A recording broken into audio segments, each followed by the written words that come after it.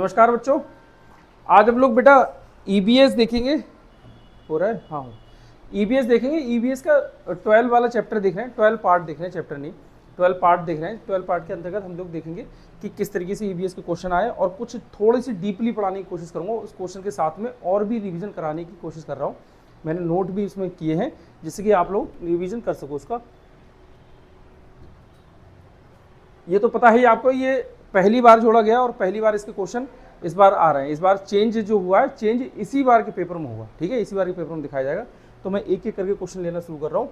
देखो उसको, क्वेश्चन को तो क्या है। भारत का सबसे लंबा राष्ट्रीय राजमार्ग कौन सा है? राष्ट्रीय राजमार्ग हमारा NH-44 है, जो कि श्रीनगर से कन्याकुमारी तक जाता है। ये ध्यान रखना, थोड़ा सा और एक एक कदम आगे बढ़ेंगे, बस इस तरीके से हमारा होता रहेगा। कहाँ है? NH-44 है। कहाँ पर है? श्रीनगर से कन्याकुमारी तक जाता है, ठीक है। अगला देखिए, भारत में सबसे पहली रेलगाड़ी किस वर्ष और कहाँ से कहाँ तक चली? देखो सबसे पहली अगर रेलगाड़ी देखें,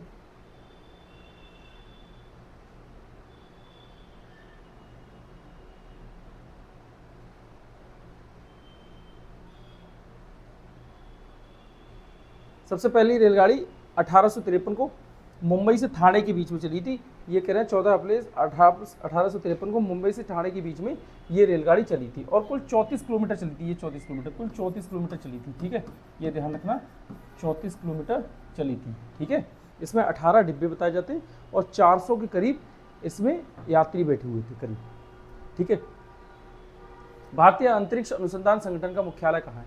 भारतीय अंतरिक्ष अनुसंधान संगठन इसरो, इसका मुख्यालय आपका कहाँ है? बेंगलोर में है। कहाँ पर है भैया? इसका बेंगलोर है। इसको भारत की राष्ट्रीय अंतरिक्ष एजेंसी कहा जाता है। इसका मुख्यालय बेंगलुरु में है, ठीक है।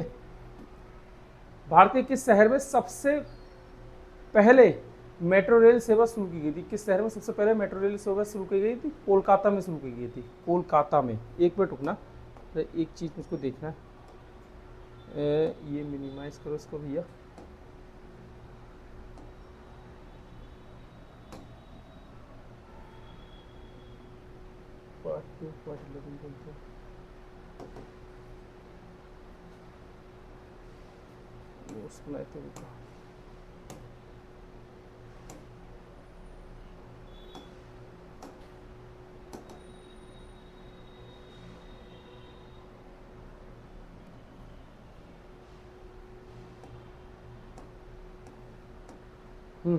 ये है, ठीक है।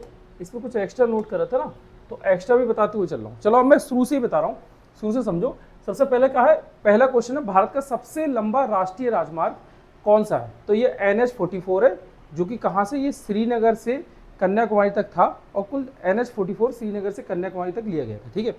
आगे देखिए, आगे हमारा क्या है, भारत में सबसे पहले रेलगाड़ी किस वर्ष और कहाँ से कहाँ तक चलाई गई थी? तो ये एक्स्ट्रा मैंने जो नोट किया ना, इसको बस हम लोग पढ़ लेंगे, इसको बस तुम लोग पढ़ लेना। हो सकता है इसमें से कुछ ना कुछ मिले, ज़्यादा डीप तो नहीं देंगे, लेकिन हल्का हल्का हम लोग डीप पहुँचेंगे। भारत में सबसे पहले रेलगाड़ी किस वर्ष और कहाँ से कहाँ तक चली थी? तो सबसे पहले रेलगाड़ी जो चली थी वो मुंबई से ठाणे के बीच में चली थी। 14 अप्रैल 1853 को मुंबई से ठाणे के बीच में। इसमें 14 डिब्बे थे और लगभग 400 यात्री बैठे हुए थे। इसमें साहिब, सिंध और सुल्तान नाम 3 भाप के इंजनों ने खींचा था इसको, ठीक है। भारतीय अंतरिक्ष अनुसंधान संगठन का मुख्यालय कहाँ है? ये बेंगलोर में मुख्यालय है और इसके वर्तमान में अध्यक्ष नारायण करके हैं, डॉक्टर V नारायण करके, ठीक है। आगे देखें, भारत के किस शहर में सबसे पहले मेट्रो रेल सेवा शुरू हुई थी? तो सबसे पहले मेट्रो रेल सेवा जो शुरू हुई थी वो हमारी कोलकाता में हुई थी। देखो, कोलकाता में वर्ष 1984 में भारत की पहली भूमिगत मेट्रो रेल शुरू हुई थी। शुभारंभ 14 अक्टूबर 1984 को हुआ था। कुल दूरी 3.4 किलोमीटर। अब देखो उसकी क्या थी? 34 किलोमीटर थी इसकी। देखो ये हमारी जो पहली रेल चली थी, कहाँ गई भैया? आ गई क्या? हाँ, इसकी देखो दूरी कुल बताई, इसकी कुल दूरी 34 किलोमीटर थी। और इसमें क्या है, देखो थोड़ा सा मैचिंग हो रहा है ना, इसमें क्या है आपका 3.4 किलोमीटर हो रहा है, ठीक है। डिजिट वही है, बस पॉइंट लग गया है, ठीक है। आगे हम लोग देखें भैया क्या है, भारत का राष्ट्रीय जलीय जीव कौन सा है? अगर राष्ट्रीय जलीय जीव हम देखें कि राष्ट्रीय जलीय जीव हमारा कौन सा है भारत का, तो राष्ट्रीय जलीय जीव गंगा डॉल्फिन है। ये मुख्यतः गंगा और ब्रह्मपुत्र और उनकी सहायक नदियों में पाया जाता है। गंगा में मिलेगी, ब्रह्मपुत्र में मिलेगी, और यह इनकी सहायक नदियाँ जो है उनमें ये डॉल्फिन मिलेगी। ठीक है, ये मीठे पानी की डॉल्फिन कहलाती है। कौन सी पानी की? मीठे पानी की डॉल्फिन कहलाती है। आगे देखो, सौरमंडल में किस ग्रह को लाल ग्रह कहा जाता है? सौरमंडल में किस ग्रह को लाल ग्रह कहा जाता है? तो ये मंगल ग्रह को हम लोग लाल ग्रह कहते हैं। मंगल ग्रह, इसकी सतह पर आयरन ऑक्साइड की उपस्थिति के कारण ये लाल दिखता है। आयरन ऑक्साइड की उपस्थिति के कारण ये लाल दिखता है। अब इसके बारे में देखो, पढ़ो। कुल 8 ग्रह हैं। सबसे बड़ा ग्रह बृहस्पति, जिसे हम जुपिटर कहते हैं। सबसे छोटा ग्रह बुध, जिसे हम मरकरी कहते हैं। नीला ग्रह पृथ्वी है, जिसे हम अर्थ कहते हैं, जिस पर रहते हैं। और ये जीवन वाला ग्रह भी कहलाता है। ये जीवन वाला ग्रह भी कहलाता है। सबसे गर्म ग्रह जो है वो शुक्र है, जिसे हम वीनस कहते हैं। शुक्र, जिसे हम वीनस कहते हैं। आगे समझो, भारत का सबसे अधिक ऊंचाई पर स्थित हवाई अड्डा कौन सा है? भारत का सबसे अधिक ऊंचाई पर स्थित हवाई अड्डा जो है वो हमारा कुशोक बकुला रिम्पोची लेह में है। ठीक है, कुशोक बकुला रिम्पोची लेह में अड्डा है। ये 3256 मीटर ऊंचा है। भारत का सबसे व्यस्त हवाई अड्डा, अब ये एक्स्ट्रा जो हमारा क्वेश्चन था उसके तो हो गए, ये एक्स्ट्रा पढ़ो। भारत का सबसे व्यस्त और सबसे बड़ा जो हवाई अड्डा है ये इंदिरा गांधी अंतर्राष्ट्रीय हवाई अड्डा है। ये नई दिल्ली में है। ठीक है, और ये सबसे नया अंतर्राष्ट्रीय हवाई अड्डा कौन सा है? ये नोएडा में है, जेवर में, जो कि उत्तर प्रदेश में पड़ता है। ठीक है भैया। भारतीय संविधान का जनक किसे कहा जाता है? भारतीय संविधान के जनक डॉक्टर बी.आर. अम्बेडकर को कहा जाता है। Doctor B R. अम्बेडकर, रामजी अम्बेडकर, ये पूरा नाम है इनका, डॉक्टर भीमराव रामजी अम्बेडकर। ठीक है, इन्हें भारत रत्न भी मिल चुका है, लेकिन मरणोपरांत मिला है, 1990 में मिला है। ठीक है भैया। प्रारूप समिति के अध्यक्ष बने थे। जब हमारा संविधान बन रहा था उस समय इनकी एक समिति थी जिसमें प्रारूप समिति थी। प्रारूप समिति के अध्यक्ष भी बने हैं ये। ठीक है, स्वतंत्र भारत के प्रथम विधि एवं न्याय मंत्री बने थे। जब हमारा भारत स्वतंत्र हो गया था उस समय इनको स्वतंत्र भारत के प्रथम विधि एवं न्याय मंत्री बनाया गया था। भारी सामान को बहुत दूर तक ले जाने के लिए सबसे सस्ता परिवहन कौन सा है? तो ये जल परिवहन है। सबसे सस्ता परिवहन है भारी सामान को दूर तक ले जाने के लिए।